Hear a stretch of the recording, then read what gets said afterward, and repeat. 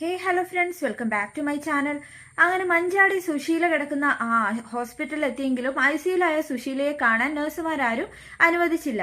സത്യനോടും ശ്യാമിനോടും എല്ലാം കാര്യം പറഞ്ഞിട്ട് നമ്മുടെ മഞ്ചാടി ജീവന്റെ അച്ഛന്റെയും അമ്മയുടെയും കൂടെ തന്നെ പോയിരിക്കുകയാണ്. പിന്നീട് കാണിക്കുന്നത് നമ്മുടെ ഭാനു അമ്മയെല്ലാം സുശീലയെ കാണാൻ എത്തിയിരിക്കുകയാണ് കേട്ടോ.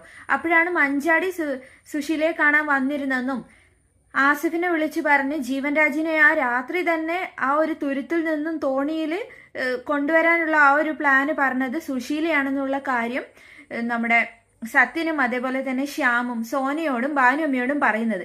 അത് കേട്ടപാടെ തന്നെ നമ്മുടെ ഭാനുഅമ്മയ്ക്ക് ചെറിയ സംശയങ്ങളൊക്കെ തോന്നുകയാണ് കേട്ടോ.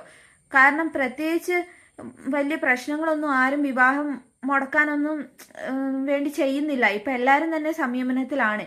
എന്തായാലും മഞ്ചാടി ആഗ്രഹിച്ച വിവാഹം തന്നെ നടത്തി കൊടുക്കാൻ അനന്തമാഷും തീരുമാനിച്ചിട്ടുണ്ട്. കുടുംബമായിട്ട് തന്നെ വിവാഹത്തിൽ പങ്കെടുക്കാൻ എത്തുന്നു അറിയിച്ചതാണ്. അപ്പം പിന്നെ അവരുടെ ഭാഗത്തുനിന്ന് വാക്ക് മാറുന്ന തരത്തിലൊരു പ്രവൃത്തി ഉണ്ടാവില്ല എന്ന് ഭാനുമ്മയുടെ മനസ്സ് പറയുന്നുണ്ട്. പക്ഷേ സുശീലയാണെങ്കിലോ ഒരു പ്രശ്നം ഉണ്ടാവും, ഇവരുടെ കല്യാണം മുടക്കാൻ ആരൊക്കെയോ ശ്രമിക്കുന്നു എന്ന് പറഞ്ഞിട്ട് ആസിഫിനെ രാത്രി വിളിച്ചിട്ട് ജീവൻ രാജിനെ തുരുത്തിൽ നിന്ന് ഇറക്കി കൊണ്ടുവരാൻ പറയുന്നു. അതേ രാത്രി തന്നെ സുശീലയ്ക്ക് അറ്റാക്ക് വരുന്നു.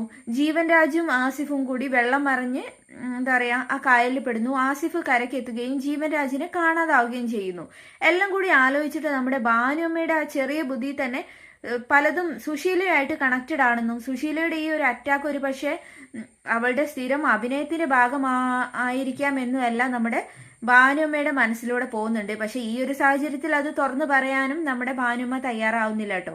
എന്തായാലും ഭാനുമ്മയ്ക്കുള്ള ഒരു ബുദ്ധി പോലും മഞ്ചാടിക്കില്ലാതെ ഇരിക്കുകയാണ്. മഞ്ചാടി ഇപ്പോഴും പറയുന്നത് പ്രകൃതി ഒരിക്കലും ചതിക്കില്ല, പക്ഷെ മനുഷ്യന്മാർ ചതിക്കുന്നതാണ്.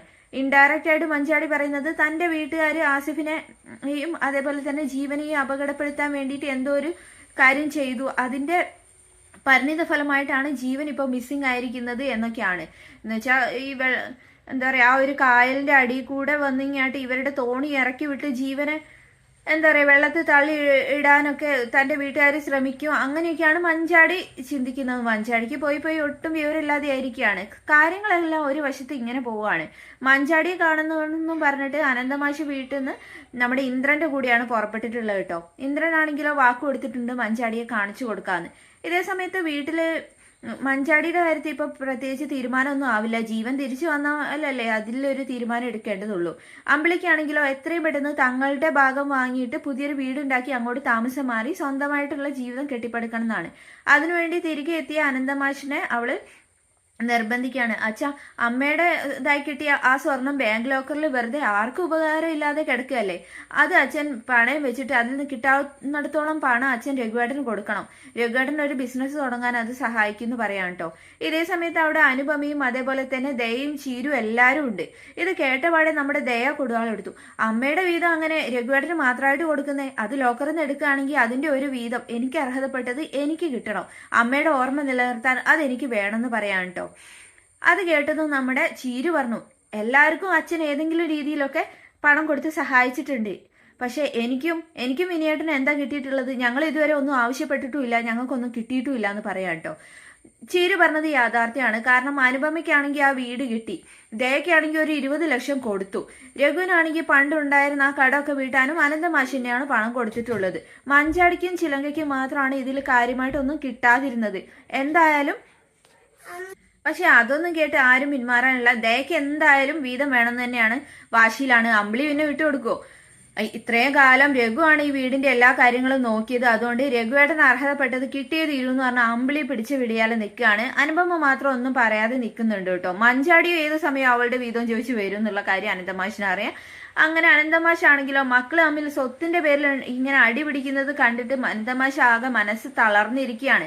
താൻ എത്ര ആദർശത്തോടെയും നല്ല ശീലങ്ങളും സ്വഭാവങ്ങളും പകർന്നു കൊടുത്തും പഠിപ്പിച്ചും വളർത്തിയ തന്റെ മക്കളാണ് ഇങ്ങനെ സ്വത്തിനു വേണ്ടിയിട്ട് തമ്മിൽ തള്ളിപ്പറയുകയും കുറ്റപ്പെടുത്തുകയും ചെയ്യുന്നതെന്ന് ഓർത്തിട്ട് ആനന്ദമാഷിന് സ്വയമായിട്ട് തന്നെ ഒരു ലജ്ജ തോന്നുകയാണ്. താൻ വളർത്തിയ രീതി കൊണ്ടാണോ മക്കളൊക്കെ ഇങ്ങനെ ആയത് എന്നല്ല ആനന്ദമാഷി ചിന്തിക്കുകയാണ് കേട്ടോ. അമ്മയില്ലാത്ത മക്കളെ ഇത്രയും കാലം നെഞ്ചോട് അടുക്കിപ്പിച്ച് വളർത്തിയിട്ട് ഇതാണല്ലോ തനിക്ക് കിട്ടിയത് എന്നോർത്ത് അനന്തമാഷ ആകെ നെഞ്ച് പെടയാണ്. മഞ്ചാടിയുടെ കാര്യം ആലോചിച്ചിട്ടാണെങ്കിൽ മറ്റൊരു സൈഡിൽ കൂടെ വിഷമമുണ്ട്. എന്തായാലും ഗോകുലിന് കൊടുത്ത പണി തന്നെയായിരിക്കും സുശീലയ്ക്കും അതേപോലെ തന്നെ ജീവൻ രാജിനും. ഗോകുലിന്റെ ഓഫർ സ്വീകരിച്ചുകൊണ്ടാണ് നമ്മുടെ സുശീലയ്ക്ക് നിന്ന നിൽപ്പിൽ ഹാർട്ട് അറ്റാക്ക് ഉണ്ടായത്. അതുപോലെ തന്നെ വലിയൊരു ഓഫർ ജീവൻ രാജിനും കൊടുത്തതാണ്. മഞ്ചാടിയുടെ ജീവിതം പാഴാക്കുന്നതിലും നല്ലത് ഗോകുൽ തന്ന ആ ഓഫർ സ്വീകരിച്ച് തന്റെ ജീവിതം കെട്ടിപ്പടുക്കുകയാണെന്ന് ജീവൻ രാജു മനസ്സിലാക്കി കാണും. അതുകൊണ്ടായിരിക്കും ജീവൻ രാജു ആ ഒരു തോണി അപകടത്തിൽപ്പെട്ടിട്ട് ഇതുവരെ പ്രത്യക്ഷപ്പെടാത്തത്. എന്തായാലും മഞ്ചാടി സ്വപ്നം കാണുന്നത് പോലെ മഞ്ചാടിയുടെ ജീവൻ രാജ് പെട്ടെന്നൊന്നും പൊങ്ങുന്ന ലക്ഷണമൊന്നുമില്ല. അതിന്റെ പേരിൽ വീട്ടുകാരെ കുറ്റപ്പെടുത്താനും അവരുടെ ഷെയർ വാങ്ങാനും ഒക്കെ ആയിരിക്കും മഞ്ചാടി ഇനി പുറപ്പെടുന്നത്. എന്തായാലും അനന്തമാഷാണ് ജീവനെ കൊന്നത് എന്ന് കൂടി മഞ്ചാടി പറയാനുണ്ട്. ആ ഒരു വിഷമം കൂടി ഇനി അനന്തമാഷിന് സഹിക്കാനുള്ളൂ. എന്തായാലും ജീവൻ രാജ് ഇനി ഉടനെ ഒന്നും പൊങ്ങില്ല എന്ന് നമുക്ക് വിശ്വസിക്കാം. ഇതിന്റെ പിന്നിലെല്ലാം കളിച്ചിരിക്കുന്നത് ഗോകുലാണ് എന്നുള്ള സത്യം മറ്റാരും തൽക്കാലം മനസ്സിലാക്കാതിരിക്കുന്നത് തന്നെയായിരിക്കും നല്ലത്. എന്തായാലും ഗോകുല് പണം ഓഫർ ചെയ്തത് അവര് വാങ്ങുകയാണെങ്കിൽ അതിൽ ഗോകുലിന് കുറ്റമില്ലല്ലോ. ജീവൻ രാജിന്റെ യഥാർത്ഥ മനസ്ഥിതി മഞ്ചാടി മനസ്സിലാക്കുക തന്നെ ചെയ്യും. എന്നിരുന്നാലും മഞ്ചാടി ഒരിക്കലും ഇനി ഗോകുലിന്റെ ജീവിതത്തിലേക്ക് കടന്നു വരുന്നതിനോട് എന്താ പറയാ താല്പര്യമില്ല. കാരണം ഗോകുലിന് ഇങ്ങനെ ഒരു പെണ്ണിനെ എന്തിനാണ്? പീഡിപ്പിക്കാൻ ശ്രമിച്ച പയ്യന്റെ കൂടെ തന്നെ ജീവിച്ചു തീർക്കാൻ ഇറങ്ങി പുറപ്പെട്ട മഞ്ചാടിക്ക് ജീവൻ രാജ് തന്നെയായിരുന്നു മാച്ച്.